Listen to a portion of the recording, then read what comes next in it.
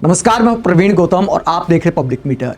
दोस्तों, मोदी सरकार ने सोनम वांगचुक से एनएसए हटाया और हिरासत खत्म करने का ऐलान किया तो इस खबर को सुनकर दिल बाग बाग हो गया और एक शेर दिमाग में आया, दिल में आया कि ये सरकार वाले, ये कानून के रखवाले शोर शराबे के साथ गुनाह करते हैं।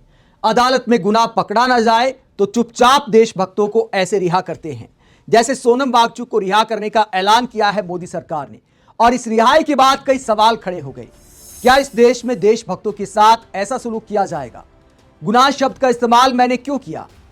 क्योंकि देशभक्त को, अगर सोनम वांगचुक जैसे सच्चे देशभक्त को गुनाहगार बताकर, देश की सुरक्षा के खिलाफ बताकर गिरफ्तार किया जाता है तो इसे गुनाह कहा जाएगा।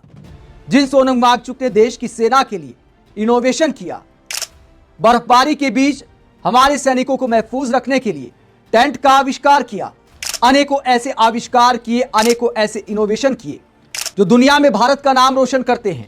जिन सोनम वांगचुक ने फेल हो चुके विद्यार्थियों को जिंदगी में पास करने के लिए विद्यालय खोलने का काम किया, भारत माता के ऐसे सच्चे सपूतों को भी देश की सुरक्षा के लिए खतरा बताकर अगर जेल में डाल दिया जाएगा तो इसे गुनाह ना कहा जाए तो क्या कहा जाए?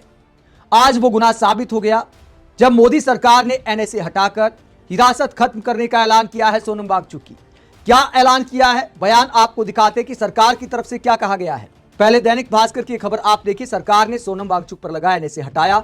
जोधपुर जेल से 170 दिन बाद रिहा होंगे। ले हिंसा के बाद हिरासत में लिए गए थे। तो सवाल ये उठता है कि इन 170 दिनों की भरपाई कौन करेगा? जो मानहानि हुई, जो पूरा देश सोनम वांगचुक को देशभक्त मानता था, लेकिन उसके बाद दो धड़ों में बंट गया। हालांकि जिनके पास थोड़ा बहुत भी दिमाग है, जो व्हाट्सएप फॉरवर्ड पर भरोसा नहीं करते, एडिट किए गए वीडियोस पर भरोसा नहीं करते, जो सोनम वांगचुक को फॉलो करते आए हैं, उनकी विचारधारा को जानते हैं, उन्हें पक्का यकीन था, 1% भी इस बात को लेकर संदेह नहीं था कि सोनम वांगचुक को गलत जेल में डाला गया है। यहां तक कि मोदी सरकार का समर्थन करने वाले कुछ चेहरों ने भी कहा, जैसे कि मेजर गौरव आर्या, उन्होंने भी कहा कि आखिरकार सरकार को ऐसा करने की क्या जरूरत थी। यह मामला इतना गंभीर नहीं है कि सोनम वांगचुक पर एनएसए लगा दिया जाए। उनके बयानों से कुछ साबित होने वाला नहीं था, क्योंकि बयान काट छाट कर सोशल मीडिया पर वायरल किए गए। बहुत सारे टीवी एंकरों ने उसको प्रसारित किया कि देखिए, नेपाल जैसी क्रांति पैदा करना चाहते थे भारत में सोनम वांगचुक। तो सोनम वांगचुक को देश के खिलाफ बताने वाले सरकार के ऐसे चापलूस एंकर क्या माफी मांगेंगे? आज सरकार ने क्या बयान जारी किया है, पहले वो आपको सुनाता हूं। ये बयान आप देख सकते हैं। गृह मंत्रालय ने क्या बोला है।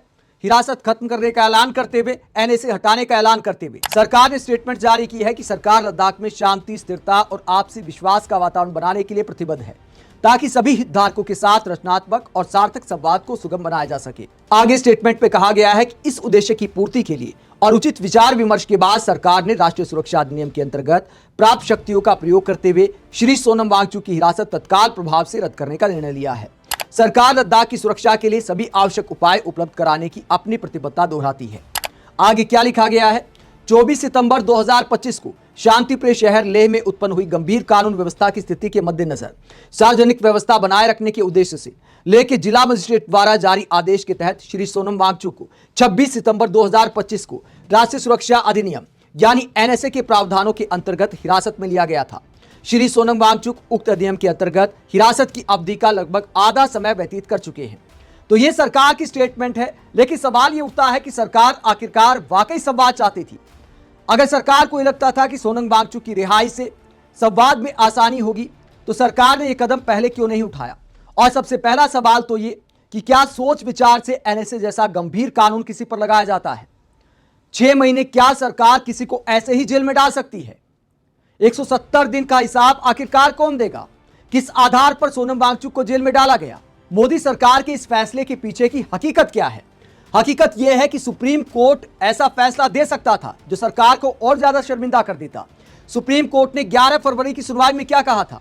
सरकार को साफ कहा था, ये लाइव लो की खबर आप देख सकते हैं, कि आप सोनम वांगचुक के बयानों में कुछ ज्यादा ही पढ़ने की कोशिश कर रहे हैं, यानी जबरदस्ती कुछ ढूंढने की कोशिश की जा रही है। सुप्रीम कोर्ट की टिप्पणी दिखाती है कि मोदी सरकार की पोल खुल गई थी सुप्रीम कोर्ट में। सुप्रीम कोर्ट ने सेंटर से कहा था कि आप बहुत ज्यादा पढ़ने की कोशिश कर रहे हैं सोनम वांगचुक के बयानों में, और नेक्सस तलाशने की कोशिशों को लेकर सुप्रीम कोर्ट ने कटाक्ष किया था। लेह लद्दाख में जो हिंसा हुई और सोनम वांगचुक और बहुत सारे लोग इस बात को लेकर चिंतित थे, इस बात को लेकर प्रोटेस्ट कर रहे थे कि जो बहुत सारा विकास लद्दाख में हो रहा है, तो विकास के नाम पर लद्दाख के पर्यावरण के साथ खिलवाड़ हो रहा है। सोनम वांगचुक लगातार पीएम मोदी को, बीजेपी को वो वादा याद दिला रहे थे जब खुद बीजेपी ने वादा किया था कि लद्दाख को संविधान की 6वीं अनुसूची में डाला जाएगा और उसके अधिकार प्रोटेक्ट रहेंगे। लेकिन बहुत सारी विकास परियोजनाओं को लेकर सोनम वांगचुक नाराज थे। दिल्ली तक की यात्रा भी की, उसके बाद लद्दाख में प्रोटेस्ट चल रहा था, इतने में हिंसा हो जाती है और हिंसा के बाद सोनम वांगचुक को एनएसए लगाकर अरेस्ट कर लिया जाता है। देश के बहुत सारे एंकर काट छाट कर बयानों को चलाते हैं, सोशल मीडिया से लेकर टीवी पर झूठ फैलाया गया। अब सोनम वांगचुक पर जब एनएसए हटाया गया है तो सवाल यह भी उठता है कि क्या सरकार ने एनएसए का मजाक बना दिया है। आप कहते शांति और संवाद के लिए रिहा किया गया है। अगर सोनम वांगचुक देश के खिलाफ थे तो इस बात पर क्या रिहाई करना सही है? अगर देश के खिलाफ नहीं थे तो इसकी भरपाई आखिरकार कौन करेगा?